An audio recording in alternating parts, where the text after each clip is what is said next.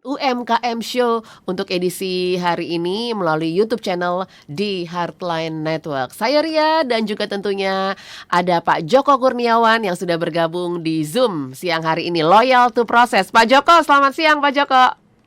Selamat siang Mbak Ria. Iya, ketemu lagi nih Pak Joko. Loyal to Process hari ini Pak Joko. Tamu-tamu yang Anda undang, boleh diperkenalkan? Silakan. Oke, hard listener, hari ini kita mau membahas soal satu topik, yaitu loyal to process. Yang dalam bahasa Indonesia berproses, mau berproses. Tiap pebisnis harus mau berproses. Tidak ada yang tiba-tiba langsung jadi sukses. Hari ini kita undang dua narasumber. Yang pertama ada Ibu Ruliani, yaitu owner Gongso Layang, ya. Dan satu lagi ada Ibu Ayu Fatmawati, owner K Pastry and Kitchen, ya. Karena ini dua-duanya masih muda, saya panggilnya Mbak saja ya. Kita sapa aja. Halo Mbak Ruli dan Mbak Ayu, apa kabar? Mbak Ruli, Mbak Ayu. Baik. Iya. Buat semuanya, salam kenal. Salam kenal, assalamualaikum buat semuanya. Iya, kita ke Mbak Ruli dulu ya, Pak Joko. Ya, Iya. silakan. Oke, ini Gongso Layang. Ini Iya. Gongso Layang ini bahasanya masih asing dengan saya. Ini bahasa dari mana ini Mbak Ruli? Gongso itu tuh masakan khas Semarang. Iya, cuma kalau di Semarang terkenalnya sama gongso babat. Kalau saya gongso paru sapi. Iya, sedangkan layang sendiri itu diambil dari penggalan kata jalan di daerah rumah saya. Jalan Manglayang, diambil layangnya. Biar bisa didaftarin HKI sih sebenarnya. Oh gitu ya. Oke. Iya. Oke. Kalau kita bahas topik kita loyal to process gitu ya. Nah ini bagaimana sebagai seorang pebisnis gitu ya Mbak Ruli? Apa sih gitu yang Anda bisa sharing ke kita, seberapa loyal Anda kepada yang namanya proses? Karena tadi Pak Joko di awal bilang setiap pengusaha harus menghargai mau dan juga mau berproses.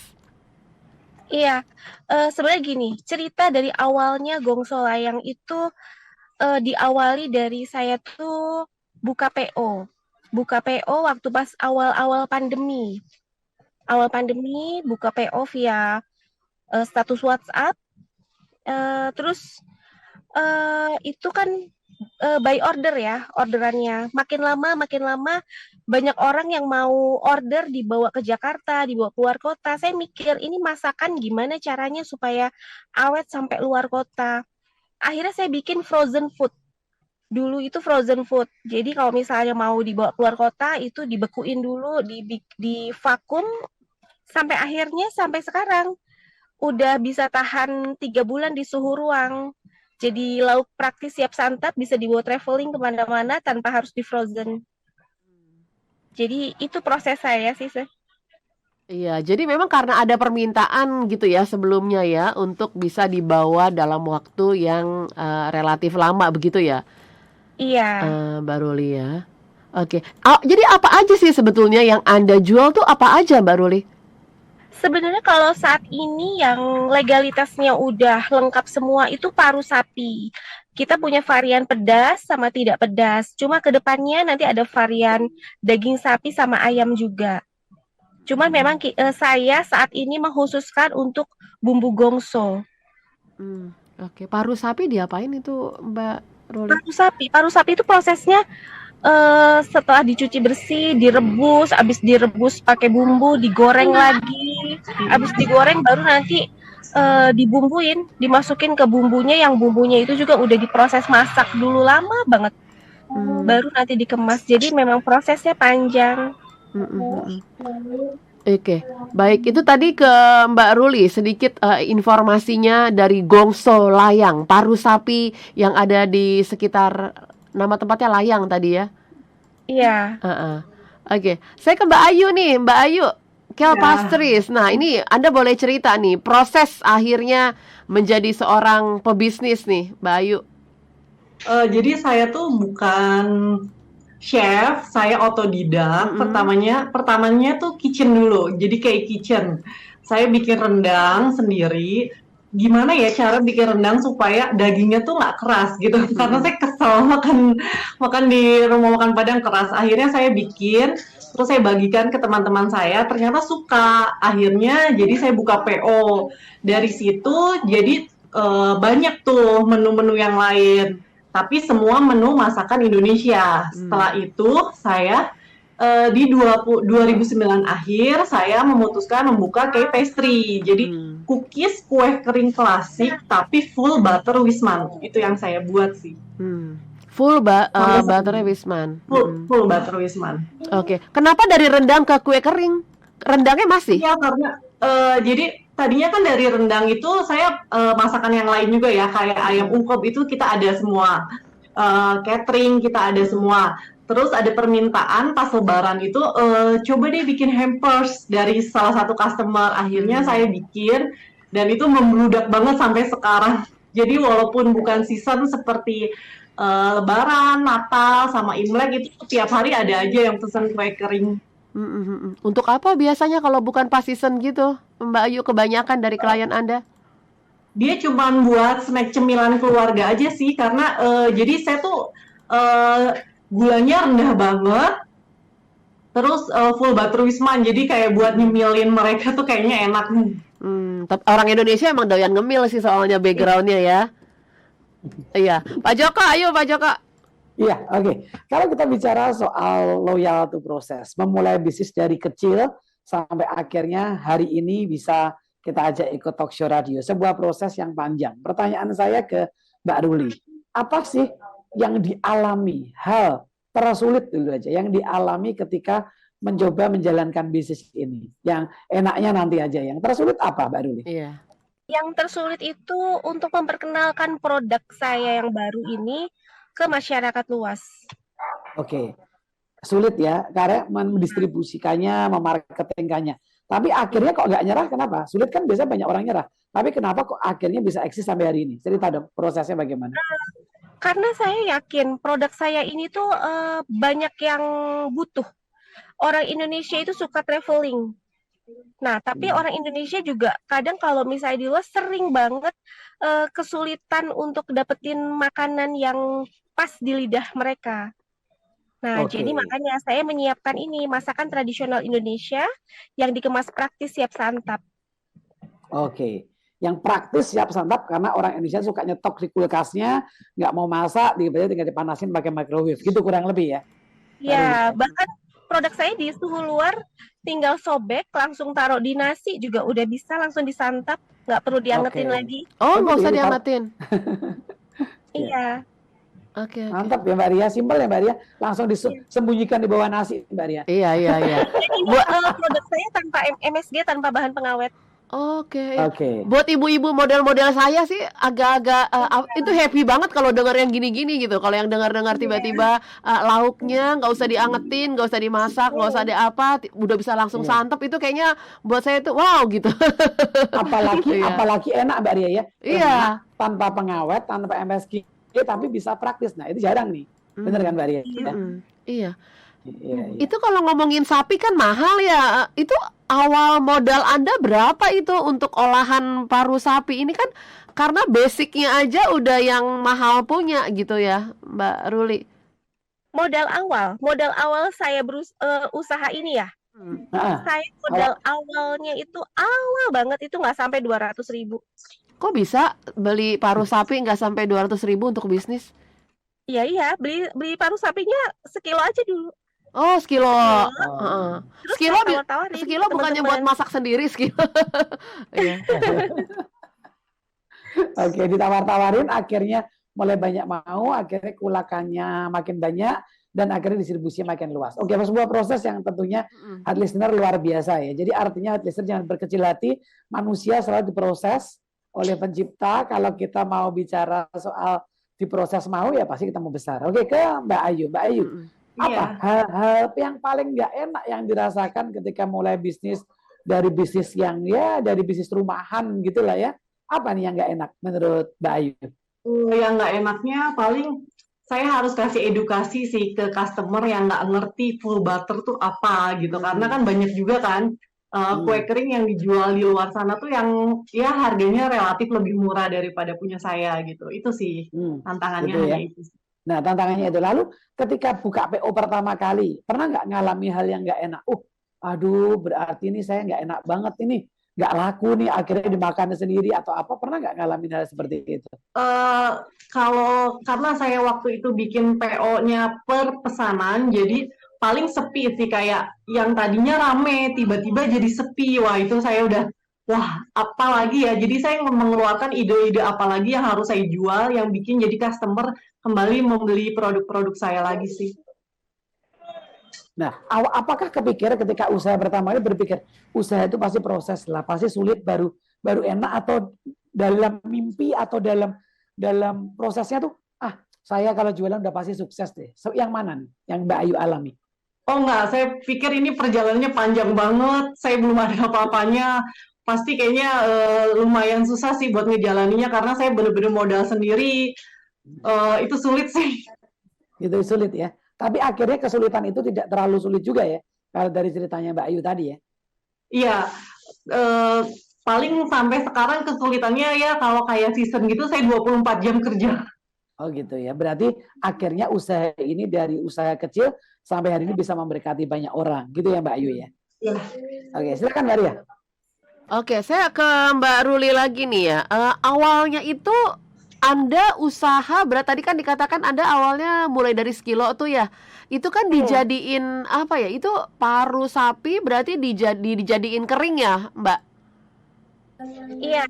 Kalau dulu awal masak itu malah nggak kering dia kan, masakan ya. Saya belum kepikiran gitu harus dikeringin, harus di frozen, itu belum kepikiran. Jadi cuma memang masakan aja. Lauk aja gitu ya? Lauk aja Oke. yang harus langsung habis.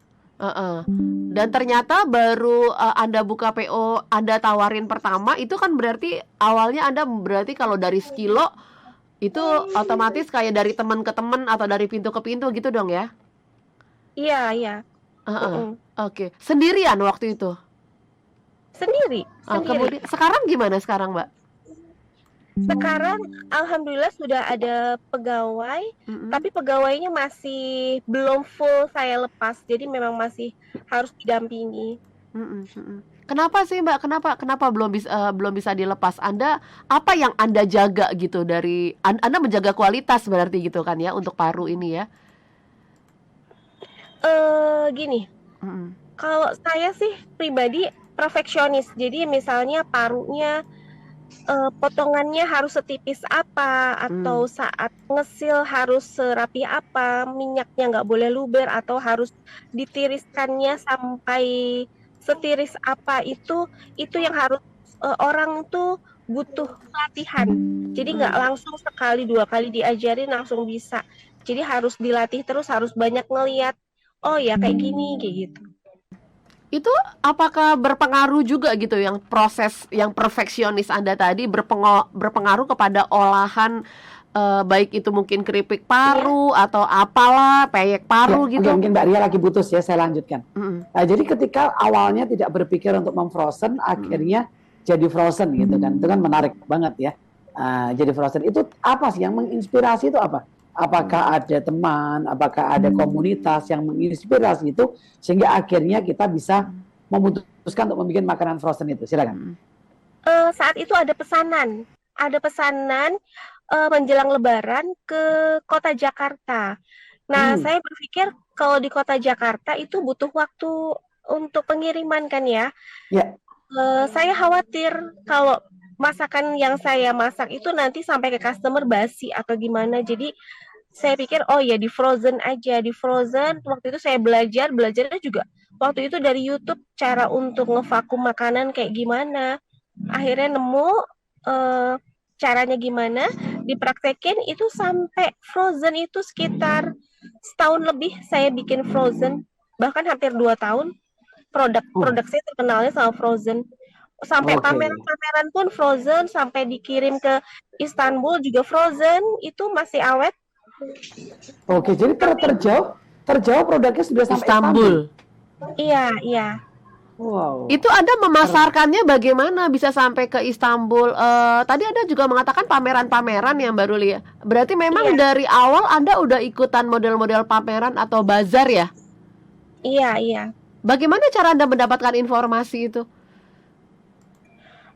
Kalau untuk pesanan-pesanan dari luar itu saya dari Instagram, Oke. Tapi kalau misalnya pameran-pameran, saya memang binaan Dinas Kota Bandung. Oh, oke. Jadi dapat informasi untuk menggelar baik itu pameran atau bazar dari sana, dari dinas ya. Iya, Itu berpengaruh sekali berarti ya, Mbak Ruli ya? berpengaruh karena apalagi saya menjual makanan itu kayak legalitas halal, terus untuk apa namanya itu izin edar itu kan harus ya karena makanan-makanan itu kan Mm-mm, aduh fragile banget gitu. mm-mm. Apalagi kan Jadi sampai harus keluar ya. diurusin. Nah, itu semua saya dapat fasilitasnya dari dinas. Oh, oke. Hmm. Iya, Pak Joko. Mm-mm, Ya oke. Kalau dari Mbak Ayu sendiri ya, kalau tadi kan bicara awalnya prosesnya ada yang memberitahu tuntutan market atau apa. Nah kalau Mbak Ayu sendiri kenapa nih akhirnya kok fokusnya di sini dan sudah sekian lama dan memutuskan untuk tetap di sini itu apa yang terjadi? Tadinya jadi kayak makin hari itu permintaan makin banyak. mm-mm, Dari yang saya tadinya cuma jualan online, cuma di Instagram aja dari teman-teman. Sekarang kita udah masuk ke Setiabudi Supermarket. mm. Itu seminggu 3 kali kita kirim. Terus Oke. di Meteor Lengkong kita simpen juga barang-barang kita kayak snack sama kue kering. Jadi permintaan makin hari makin banyak. Kalau orang Indonesia yang ke luar negeri pun pasti minta bawa nastar. Oh ya? Oke. Dan kayak relasinya jadi lumayan makin banyak sih, Pak. Oke, berarti hari ini sudah mantap banget untuk bisnis ini. Artinya bahwa bisnis ini sudah bisa menghidupi keluarga, begitu ya? Oh ya, Luar benar-benar biasa. menghidupi keluarga banget. Oke, hati-hati listener. Ternyata ya, setiap usaha, setiap kita talk show itu banyak usaha-usaha kecil yang ternyata menarik banget loh. Iya. Yang namanya pastry itu ya Mbak Ria, itu kan banyak ya Mbak Banyak Ria. variannya Tapi kan. nyatanya tetap bisa hidup, bener kan? Iya. Makanan frozen apalagi, banyak banget nyatanya Mbak Ruli juga hidup. Jadi Besar-besar. listener, ketika Anda dengarkan acara ini, yang penting hari ini Anda harus take action ya. Tidak ada sesuatu yang luar biasa langsung besar, tapi Anda perlu proses ya Mbak Ria ya. Proses itu nikmat. Karena kalau Anda tidak pernah diproses, Anda pasti nggak akan ngerasa kalau udah besar nikmat gitu. Silakan Mbak Ria. Iya. Mbak Ayu sekarang ada berapa varian? Jadi karena kalau ngomongin kue kering kan itu banyak banget gitu ragamnya ya. Kalau untuk kue kering saya ada 9 varian. Oke. Ada nastar, kastengel, putri salju, pancis cookies, florantin, sagu keju, kue kacang, coko kacang, banyak. Berasa mau dekat Lebaran nih kalau Iya. kalau dengar nama-nama Bentar lagi Natal. pastry-nya. Udah Iya. mulai persiapan saya. Jadi kayaknya dapat terus ini momennya Mbak Ria ya. Natal dapat, Iya. nanti Imlek apa namanya kan. tahun baru Imlek dapat. Ini sekarang kue bulan juga kayaknya dapat. Padahal saya dengar produknya ada kue bulan juga Mbak Ayu ya. Iya, tahun ini saya pikir kue bulannya bakal menurun daripada tahun kemarin. Ternyata tiba-tiba beberapa PT memesan dan langsung puluhan box dalam 2 hari dan harus selesai. Jadi membludak banget. Bersyukur tahun ini. Itu biasanya Anda kasih tester nggak sih ke calon-calon konsumen Anda atau ke perusahaan-perusahaan yang bisa repeat atau mereka pesan dalam jumlah banyak? Itu biasanya mereka perlu tester nggak sih, Mbak Ayu? Kalau saya yang memasuki ke perusahaan-perusahaan itu, kayak saya mendatangi bank atau beberapa hotel, saya pasti kasih tester. Tester harus Saya ya? kasih tester. Iya, tester. Semua rasa saya kasih tester. Tapi ada beberapa bank yang kayak di luar kota, kayak di Jakarta yang saya nggak pernah ketemu. Nah, itu mereka tiba-tiba langsung pesan aja dan itu dalam jumlah banyak. Kenapa? Keren ya. Mereka nggak cobain tester, tapi mereka bisa pesan dalam jumlah banyak, ketemu juga nggak pernah. Itu berdasarkan apa? Review atau gimana? Nah, itu saya nggak ngerti tuh. Saya cuma tanya, Ibu tahu dari mana? Itu salah satu bank swasta di Jakarta. Kita udah 2 tahun selalu kerjasama tiap season. Terus saya tanya, enggak, cuman saya iseng aja lihat di Instagram. Pertamanya dia beli dulu. Dia pertamanya beli dulu 3 toples. Saya juga nggak tahu, ternyata dia dari bank.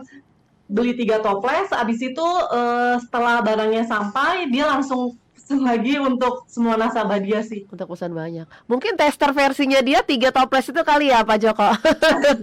Betul betul. Jadi Nggak tahu menarik kalau ya. Jadi bisa. memang jadi kadang-kadang Mbak Ria, ketika bisnis itu dikelola dengan baik ya, kadang itu ada sebuah alam itu bekerja. Ini saya mau kasih contoh listener.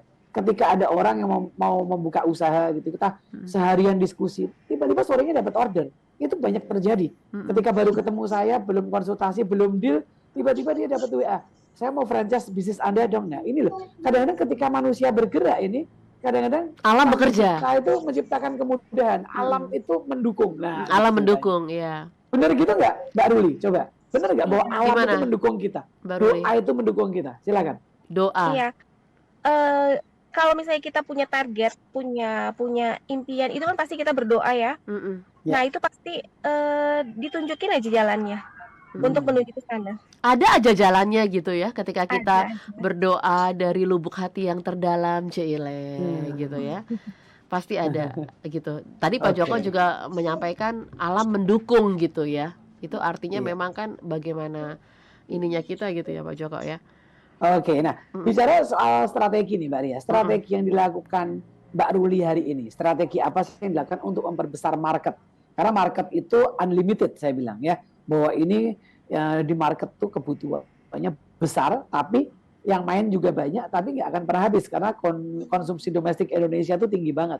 Apa sih yang dilakukan Mbak Ruli agar bisnisnya makin besar? Pertama saya pasti nyiptain produk yang beda daripada yang lain ya. Karena jarang Dengan nih saya paru. Iya, paru. Biasanya orang-orang kan tahu paru itu direndang ya, masakan Padang. Nah, kalau saya di bumbu gongso, dari bumbunya sendiri aja itu udah beda.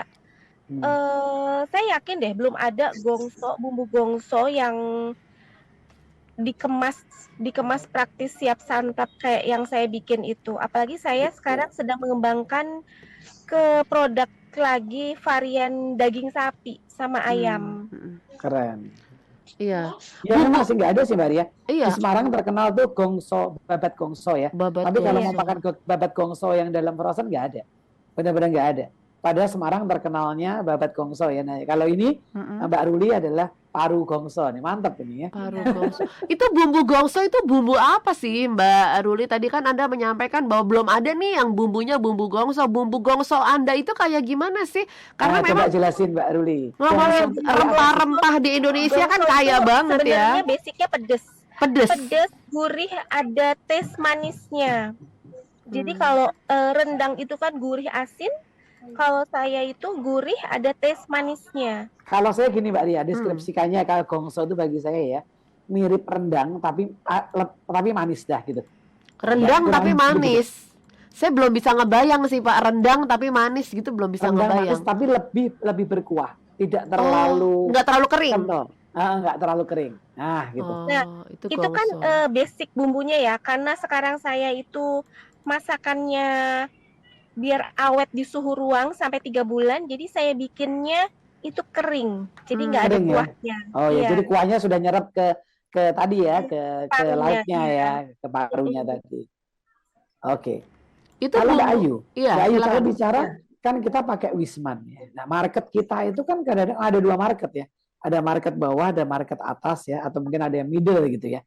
Nah, kenapa kok milihnya itu market yang pakainya kelas atas kan? Wisman kan kelas atas. Kenapa sih? Emang market atas lebih banyak dibanding bawah? Pertanyaan saya. Tanpa mengurangi rasa hormat, iya sih Pak. Jadi kadang yang kelas menengah pun mereka tuh cari, ini full butter Wisman nggak? Ini enak nggak gitu? Ini premium nggak sih gitu? Oke. Nah, jadi saya mau mempertahankan itu, tapi di dalam satu tahun itu, di dalam seasonnya, saya mengeluarkan produk ekonomisnya. Oh, ada juga. Tidak tiap hari, iya. Jadi saya bikin kayak salah satu contoh hampers ekonomi saya itu 120.000, udah dapat 3 cookies. Nah itu saya campur, jadi itu enggak full butter Wisman, jadi saya mix butter sih. Tapi takut nggak sih? Kan image-nya ini diberi makan, beda. Sekarang menciptakan kelas yang bawah. Nggak takut, nggak market bilang, wah jangan-jangan yang punya saya nggak Wisman juga nih. Jangan-jangan dicampur yang murah. Takut nggak sih? Enggak sih. Karena Iya ya. saya keluarkan pas season aja. Jadi kita ada katalog, jadi kita dijelasin deskripsi tiap katalognya itu yang hampers ekonomis kita beritahu bahwa ini mix butter. Tapi Oh. kalau hampers yang premium kita full butter Wisman. Kita jelasin sih. Tapi biasanya dari rasa atau biasanya orang udah langsung tahu sih ya, ini pakai bahan-bahan berkualitas atau gimana gitu ya. Iya, butternya nggak bisa dibohongin banget. Iya. Udah berasa sih. Itu utama tuh Mbak. Kalau bangunan tuh semennya tuh Mbak. Iya. Iya. Teksturnya Pak, tekstur, aroma, renyahnya beda ya, Mbak Ayu semuanya ya. Iya. Dan nggak tahan lama ya. Oh iya, nggak tahan lama. Iya, karena kayak lapis legit aja saya nggak pakai tepung. Tapi Jadi full bukannya kuning. bukannya bahan-bahan premium itu justru membuat semacam cookies tuh bisa tahan lama gitu. Oh nggak, kalau kue kering saya hanya bertahan 4 bulan, Oh, 4 bulan. kalau nastar 2 bulan. Hmm. Karena bener-bener nggak pakai pengawet, Mm-mm. full kuning telur, full butter, jadi tepungnya tuh nggak banyak, jadi itu yang membuat dia tidak awet seperti kue kering lainnya sih. Iya. Saya penasaran nih, harganya berapa sih? Pengen tahu. Harganya tadi nastar satu toples berapa sih? Mm-mm. Dengan 135.000. Oh ya, Harga premium murah lah. sih. Murah, Nah, masih murah Mbak Ria. Ya, Untuk saya yang sekarang kan top butter ya, full ya. Udah 200.000, 300.000. Iya, Tapi yang Iya. full itu yang full butter ya. full butter. Oke. Yang memang enak banget. Ya jangankan 2 bulan, Mbak, itu baru nyampe juga belum hitungan sejam juga udah nggak ada. Bener-bener. Iya. Oke. Nampaknya nanti saya harus langsung pesan. Besok saya mau ke Solo, saya mau pesan teman-teman pasti, Solo Pak. ke Mbak Ayu aja. Ini saya sering calling ya, supaya mengagetkan Oke, siap. oleh-oleh yang berbeda. Biasanya oleh-oleh itu aja kan. Besok Iya. saya mau ke Solo, saya mau kasih teman saya oleh-olehnya dari Mbak Ayu nih ya, Mbak Ayu. sama dari Mbak Ruli nih ya, Hmm. supaya beda ini oleh-olehnya. Oke. Oke. Kita ngomongin Mbak Ruli. kemasan nih, Pak Joko. Iya. Kenapa Mbak Ria? Kalau kemasan gimana nih Pak Joko buat yang model-model paru gitu. Kalau model hampers kan emang kemasan udah lucu-lucu, banyak gitu ya. Iya. Nah, Kalau menurut saya ya harusnya kemasan gaya-gaya yang model-model frozen gini tetap harus menarik ya, terutama nilai gizinya gitu ya. Terus tampilannya nggak boleh jadul banget lah ya, supaya anak muda juga suka gitu. Mestinya harus memang ikutin perkembangan zaman lah ya. Jadi artinya makanan frozen jangan cuma dikasih desain yang Plastik, biasa tanpa iya. stiker, pasti beda. Begitu desainnya bagus ya harganya minimal nambah 10.000. Bukan begitu? Baru Iya. silakan. Gimana, Mbak Ruli? Memang saya tuh nyediain ini kok, kemasan untuk hampers. Jadi bentuknya kaleng gitu, atau kemasan untuk misalnya memang persediaan di rumah box kayak gitu. Dan itu kemasannya bisa diintip-intip di Instagramnya kok. Oh iya, oke. Bisa kelihatan nanti ya di Gongsola yang itu ya. Dan kita Biasa. berdua tuh bazar bareng sama Gongso Layang. Oh gitu. Oh ya, apalagi iya. Apalagi Mbak Ayu kan dulu rendang ya. Iya, tapi pas bazar saya pastry sih. Iya, pastry, tapi paling nggak udah tahu lah ya gitu. Iya. Itu cocok sih Pak Joko, ngepas tuh kalau barengan tuh ya. Jadi lauknya dari Mbak Ruli, terus untuk cookiesnya dari Mbak Iya. Ayu. Pas Wah, banget. boleh tuh. Kan gongso kan agak pedes-pedes gitu. Habis pedes kan butuh Manis. dessert. Nah, dessertnya ini dessertnya dari Mbak Ayu nih. Mantap ini. Iya. Itu kalau Oke. kalau paru itu kan memang masih jarang ya Mbak Ruli ya, untuk bisnis seperti itu tuh masih jarang. Kalau menggait pasar anak muda untuk nyobain paru, mereka gimana tuh? Sebenarnya kalau memang sih ada yang memang belum pernah nyobain, ada yang memang udah pernah nyobain karena kebiasaan dari keluarganya. Mm-mm. Tapi saya banyak juga kok, kalau misalnya pameran gitu, misalnya ibunya lewat nih, saya tawarin kan, ini paru, oh ya ini paru. Terus anaknya saat nyobain mau gitu, mau. Itu biasanya anak kuliahan, anak SMA itu mau. Terus kalau pernah saya sering juga nawarin ke orang yang belum pernah coba paru, cobain dulu. Setelah dia nyobain, ternyata nggak amis ya, ternyata bumbunya meresap ya, jadi doyan. Atau Hmm. ada yang pernah juga ketakutan, makan paru Kenapa? ketakutan, Kenapa? karena dia pernah makan paru anyir, amis gitu. Setelah Oh. nyobain, loh, kok kayak bukan paru ya, nggak anyir ya. Akhirnya jadi malah repeat order.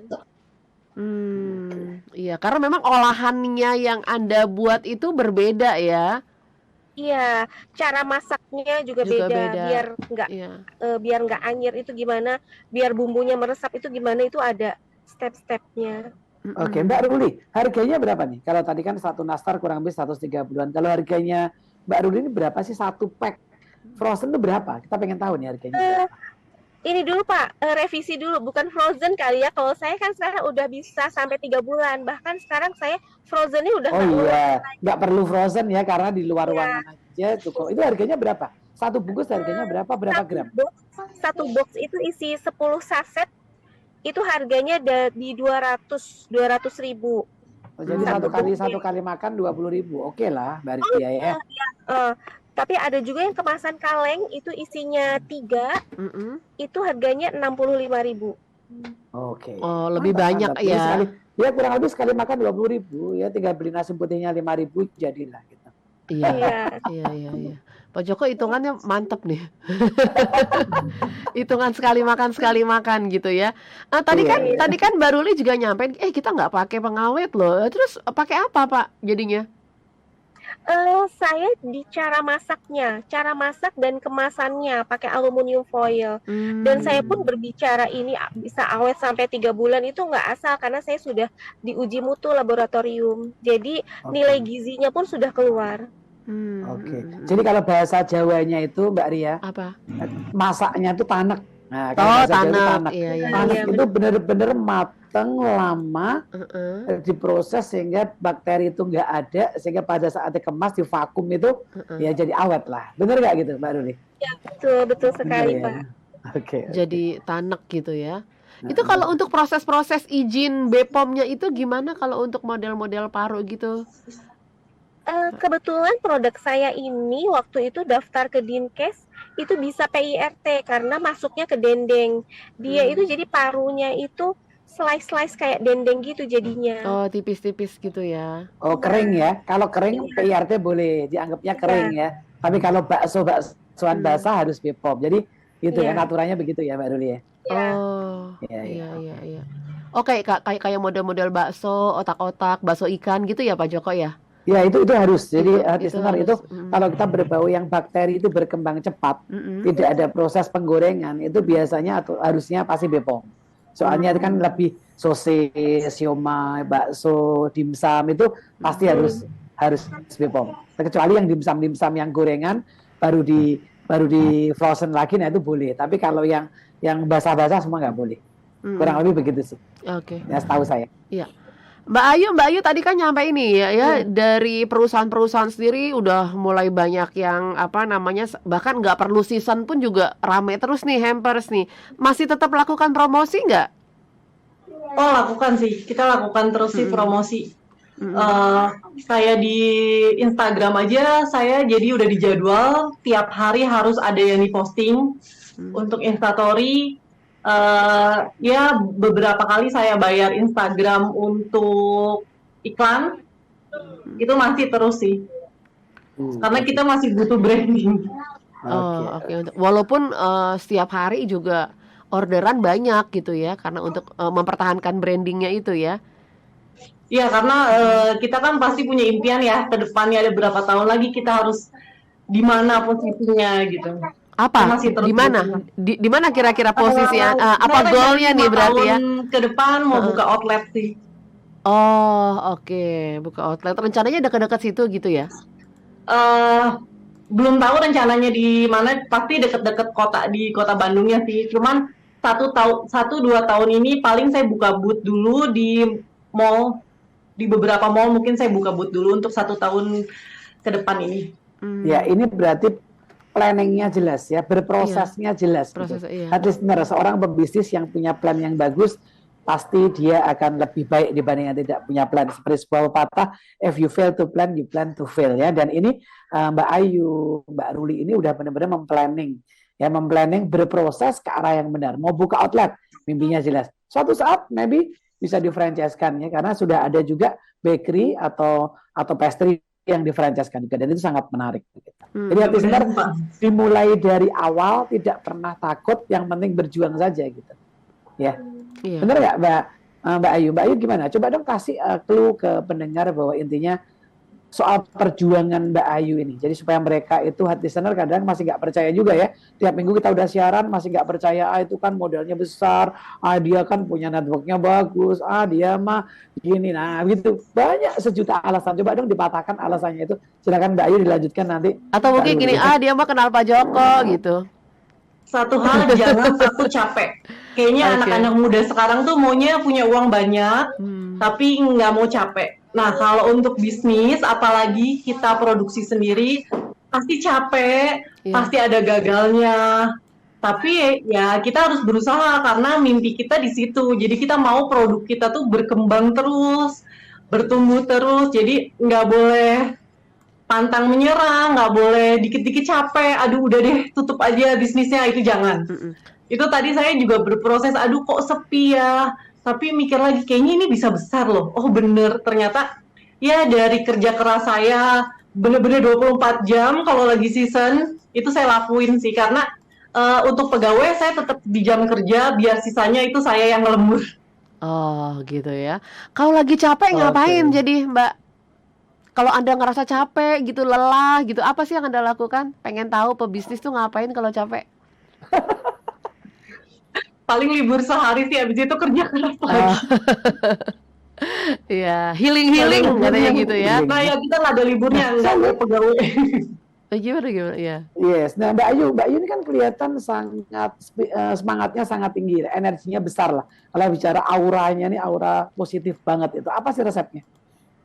Nggak ada sih, cuman saya mikir kayak kalau hidup saya ya di tangan saya sendiri, jadi saya harus berusaha, harus gimana saya mau berkembang, gimana saya mau maju ya di tangan saya sendiri, makanya mau capek, mau gagal ya itu saya harus laluin sih, harus berusaha banget karena ya ada mimpi-mimpi besar di depannya. Keren. Oke, sekarang ke Mbak Ruli. Mbak Ruli gimana tuh? Kasih dong masukan ke hati listener agar mereka ini juga enggak loh beneran ini saya dari 200.000 loh bisa sampai Istanbul. Nah, coba silakan.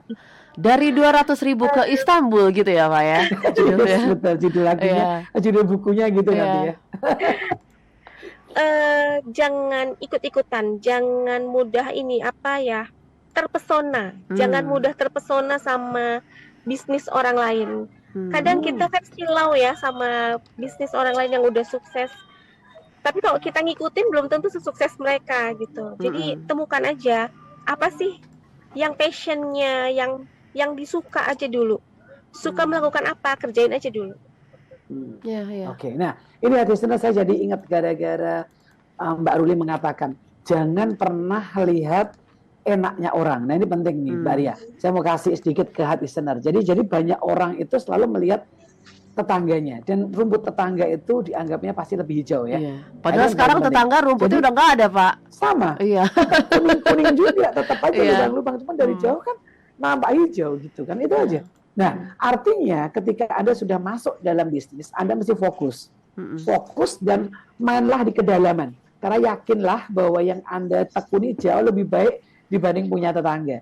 Mbak Ruli nggak boleh mengatakan enak Mbak Ayu ya cuman gini-gini, cuman pakai, cuman di blender, cuman di gini-gini tiba-tiba jadi. Nah nggak bisa begitu juga kan, sama Mbak Ayu juga bilang enakan Mbak Ruli tinggal beli paru, tinggal direbus, tinggal dikasih gongsol. Nggak bisa begitu karena masing-masing itu punya keasikannya sendiri, punya keunikannya sendiri, dan tidak semua orang bisa meniru bisnis orang lain. Maka kalau Anda lihat bisnis suka niru orang lain, jadilah bisnis kerumunan, dan bisnis kerumunan nggak pernah bisa besar. Itu listener ya. Jangan jadi follower gitu ya Pak ya. Iya. Oke, ke Mbak Ruli dan juga ke Mbak Ayu gitu. Berarti Anda berdua sudah punya banyak pelanggan setia gitu ya. Bukan sampai mungkin diinget terus nih kalau mau beli paru ke Mbak Ruli, kalau mau pesan hampers kue kering ke Mbak Ayu. Nah, Anda pernah atau memang harus nggak sih kasih reward gitu khusus untuk pelanggan-pelanggan yang setia, dan bentuknya seperti apa gitu reward untuk mereka yang setia menjadi pelanggan Anda? Ke Mbak Ruli dulu. Kalau saya biasanya kasih diskon. Oh, diskon, oke.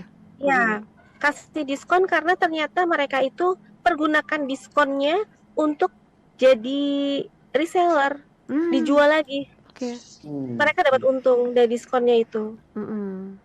Jadi mereka bisa jual lagi ya, mereka bisa bisnisin gitu ya Mbak Ruli ya. Iya, iya. Oke, Mm. oke. Kalau dari Mbak Ayu gimana, Mbak Ayu? Sama kalau saya jadi kasih diskon dan barang. Jadi diskon plus satu hampers kue, Mm-mm. dan kayak salah satu contohnya misalkan Lebaran, dia Muslim, Mm-mm. saya kasih diskon plus satu hampers kue kering dan alat ibadah sih. Oh, oke, oke. Iya, biasanya kita kalau terima kiriman aja perasaan mesennya 5, kok dapetnya 6 apa 7, kan kayaknya langsung gimana gitu ya. Iya, gue happy banget. Happy Ini banget. ibu-ibu banget nih, the power of promosi itu Iya. ibu-ibu gitu ya. Ibu-ibu begitu dikasih satu bisa nawar, Terus- itu hebat banget. Terus itu. dapat reward lagi gitu. Itulah the power of emak-emak yang akhirnya nggak mau beli jadi beli lagi, Pak. Betul, Gitu. betul. Apalagi misalkan dikasih sajadah, dikasih hijab, wah seneng Iya, banget langsung Iya. ya. Walaupun di rumah udah ada gitu kan, tapi beda aja rasanya gitu ketika itu dalam bentuk reward. Oke, Pak Joko, di kesempatan akhir silakan, boleh nih Pak Joko Oke, ke teman-teman. ya oke. Sekarang saya mau tanya mimpinya Mbak Ruli dulu. Iya. Mbak Ruli mimpinya apa sih? Kalau kita bicara mimpi ke depan, mimpi besarnya itu apa sih? Kita pengen tahu, dan bagaimana Mbak Ruli membuat roadmap, membuat langkah-langkah menuju kesuksesan itu Iya. seperti apa? Kalau mimpi besar saya tuh pengen nantinya punya restoran khusus masakan tradisional. Yang nama restorannya Gong Solayang. Makanya Solayang. saya mau mulai mengembangkan produknya, keluarin varian sapi sama ayam. Yang nantinya juga restoran kan nggak melulu cuman gongso aja toh. Pasti Iya, butuh masakan yang lainnya. Iya, gongso nanti tiba-tiba ditambah tumis, ditambah sambal goreng, ditambah Iya. opor. Nah, sudah cocok semua tuh langsung ya. Nambah lagi ya Pak Joko ya. Oke, benar, tambah terus ya Mbak Riana. Apa yang dilakukan? Nah, ini perlu nih. Listener butuh tahu. Untuk menuju ke sana apa sih yang dilakukan? Perjuangan apa yang mau dilakukan? Iya, selain saya ngonsep sebenarnya restoran itu butuh apa sih, butuh apa aja, saya juga harus mantepin masakan saya kan. Makanya itu saya belajar sekarang untuk bikin daging sapi sama ayam, sama belajar masakan-masakan yang lainnya. Tapi masakan-masakan yang lainnya yang pasti tradisional ya, tradisional Indonesia. Ya, ya, mantap sekali. Udah langkahnya jelas tadi sebenarnya. Oke, ke Mbak Ayu. Mbak Ayu, mimpi besarnya banget tadi mungkin belum mimpi besarnya ya. Punya outlet kecil-kecil di mall, kemudian buka toko. Ada nggak sih mimpi yang lain selain itu, dan bagaimana caranya membuat peta suksesnya Mbak Ayu itu seperti apa? Itu sih Pak, jadi saya pengen membuka outlet pertama saya tuh berupa seperti kafe. Oke. Jadi orang bisa nikmatin cake, bisa nikmatin kue kering langsung, bisa nikmatin dessert-dessert. Itu sih impiannya.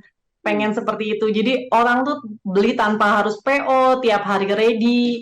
Mau kayak ngopi-ngopi cantik juga bisa di kafe itu. Oke. Iya. Nah, udah kebayang belum bentuk kafenya tuh kayak apa sih? Oh, yang kayak gini loh. Itu mimpinya kayak apa? Pengen tahu nih saya. Ya kayak girly tapi harus elegan gitu sih pengennya. Girly Sesuai dengan maksudnya stylenya maksudnya Mbak lebih Ayu. anak muda gitu ya, kekinian ya.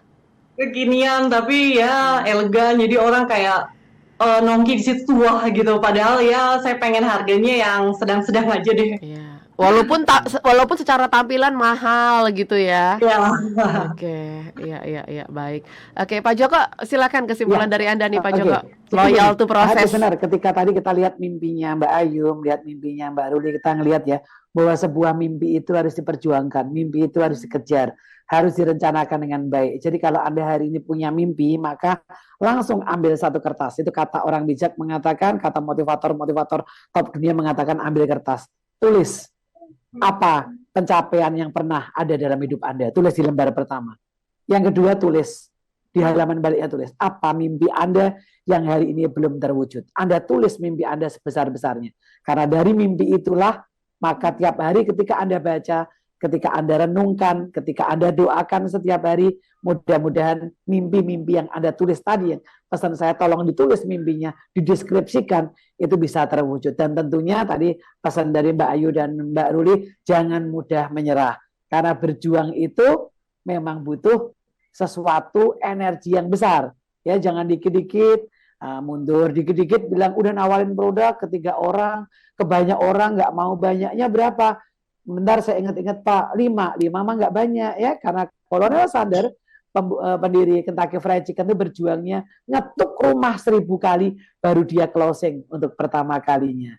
Ya, dan dia mulai bisnis pada usia 60. Jadi kalau Heart Listener hari ini usianya masih 45, ya nggak apa-apa, belum telat. Usianya 50, nggak apa-apa, belum telat gitu ya, karena Mbak Ayu dan Mbak Ruli sudah memulainya. Dan pada talk show terdahulu juga selalu dikatakan, mulailah dari yang kecil, karena tidak ada bisnis yang besar dimulai langsung besar kecuali Anda anaknya konglomerat, kan begitu. Bapaknya banyak duit, beda ya Pak ya. Oke, baik. Pak Joko Kurniawan, Mbak Ruliani, Mbak Ayu Fatmawati, terima kasih untuk Anda bertiga sudah sharing banyak Dengan hal. senang hati. Iya, terima kasih buat semuanya, dan semoga apa yang kita bicarakan berempat hari ini boleh menginspirasi teman-teman yang akan action gitu ya untuk memulai usahanya. Dan mohon maaf kalau mungkin tadi ketika Anda nonton di YouTube agak terputus, nanti kami akan coba up lagi gitu ya after siaran supaya bisa dinikmati dengan kualitas yang lebih baik gitu ya. Sekali lagi terima kasih untuk Pak Joko Kurniawan, Mbak Ruliani, dan juga Mbak Ayu Fatmawati. Terima kasih. Terima kasih untuk Anda semua yang sudah bergabung bersama dengan kami, tetap di Heartland.